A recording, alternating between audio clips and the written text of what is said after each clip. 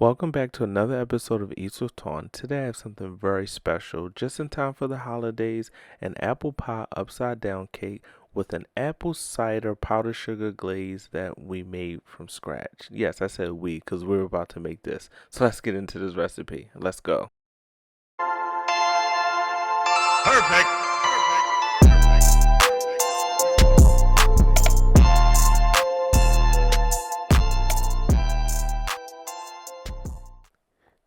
If you like Eats with Tawn recipes, make sure you are subscribed to my channel. You hit that notification bell to stay up to date with all of my recipes. Now listen, all of the ingredients will be in the description box for you to follow. You will need about 4 to 5 Granny Smith apples. Now you could use any other apples you like, but I prefer Granny Smith apples. The tartness of the apple is perfect for this recipe. Now this particular tool I found on Amazon is a 2-in-1, and it basically peels and slices the apple all in one shot. The only thing you will have to do after you peel, you will use this tool to peel and slice the apple. You are going to go ahead and cut the slices just a tad bit smaller. You want to cut them in half. So clean up the mess, and I'm going to show you what I'm talking about. Now go ahead and cut those rings into smaller slices. We will need smaller slices for this recipe, and it should look just like that. So go ahead and set that aside, and we're going to go ahead and get our first mixture together. Now this mixture here, we're going to saute the green apples in a nice brown sugar and butter mixture. Alright, so you're going to need a whole stick of salted butter. Then you're going to have 1 cup of packed brown sugar. You're going to go ahead and let that melt down. Add your apple slices the same time that the butter is melting. It's very important and it's very simple.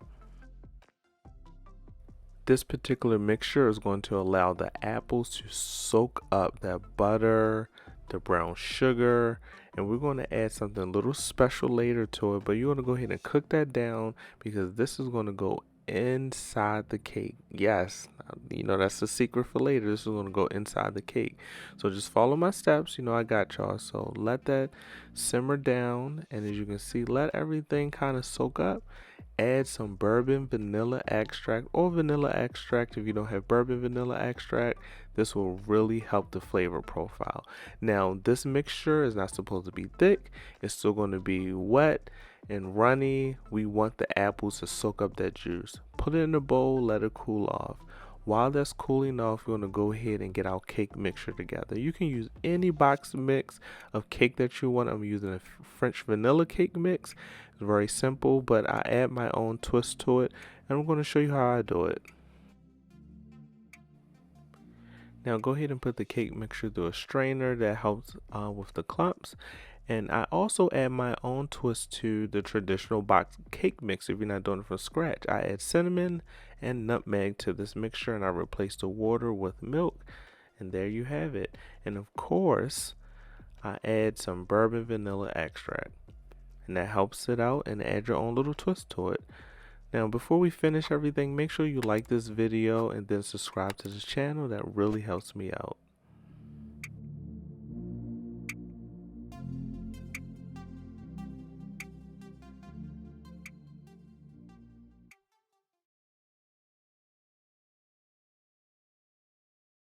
Set the cake mix aside. Now we're going to work on the brown sugar butter mixture to go at the bottom of our cake pan. Add a stick of butter, dark brown sugar, hit it with some vanilla extract, bourbon, vanilla extract, you know how I get down. Go ahead and stir to combine all of those ingredients. The heat should be on medium during this process. You don't want to burn the sugar or the butter. Alright, and your mixture should look just like that, and it's only going to take a couple minutes for all of the ingredients to combine. Now get you that Bundt cake pan. Go ahead and spray some nonstick spray to make sure everything releases once it comes out of the oven. Go ahead and add that brown sugar butter mixture to the bottom of the cake pan, just like that. And at that point, we are going to go ahead and add those diced apples. Remember, we cut what, 4 to 5 apples earlier, slice and dice. So you're gonna go ahead and add them to their brown sugar butter mixture at the bottom of the pan. Man, that looks so good. Now these particular apples are the apples we did not cook, and I'm going to show you what we're going to do with the apples that we did cook earlier. Make sure you get everything, and there you have it. You got the bottom of the cake pan done. Go ahead, we're going to take half of the cake mixture that we made earlier. You're going to go ahead and pour it into the pan. Once it covers up the apples and the brown sugar, you're going to stop. Then those apples that we made earlier, we are going to go ahead and take that. We're not putting the juice inside of the cake. We're just taking those apples that soaked up all of that flavor. We're going to go ahead and pour it in the middle of the cake. That's all, just like that. Not a lot of liquid. You do not want a lot of liquid in the cake mixture. It's going to mess up the cake. Go ahead and cover it up. And you can add as much or as little as you like. This is your recipe. I'm just only here to guide you.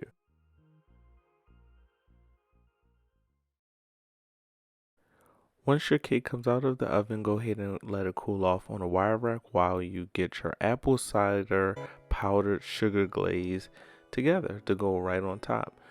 Start by sifting 2 cups of powdered sugar. This will help with any clumps because we want the glaze to be completely smooth. You don't want any lumps inside of your sugar glaze. Now start off by adding a tablespoon at a time. Now I kind of overshot myself and added a little too much.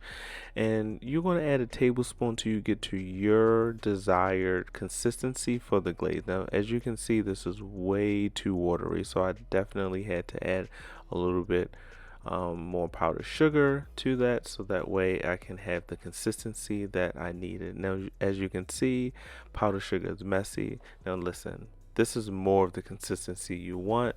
Again, keep adding more powdered sugar and a tablespoon of the apple cider at a time, and it should look just like that. As you can see, I cleaned up because can't stand a mess. So let's go ahead and take this cake out and see what this thing looked like. Now I was really nervous because I was just like, man, I really hope this cake release. And yes, the cake actually released. Look at that. That thing look amazing. Look at the apples, the brown sugar, and let's pour that glaze on top. Woo, look at that glaze. Now you have to admit, this was quick and easy. This is going to taste so good.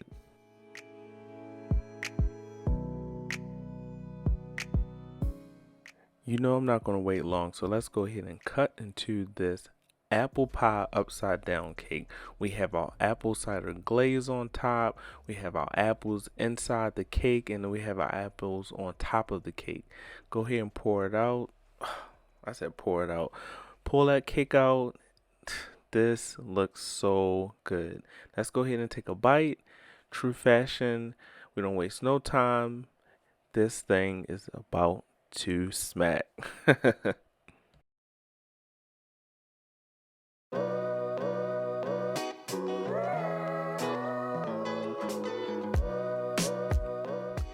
Thanks for watching this episode of Eats with Twan. I really enjoyed making this apple pie upside down cake. I'm going to go ahead and finish this cake. I end up eating a whole bunch of slices off camera, but I'll catch you guys in the next episode. See you guys later.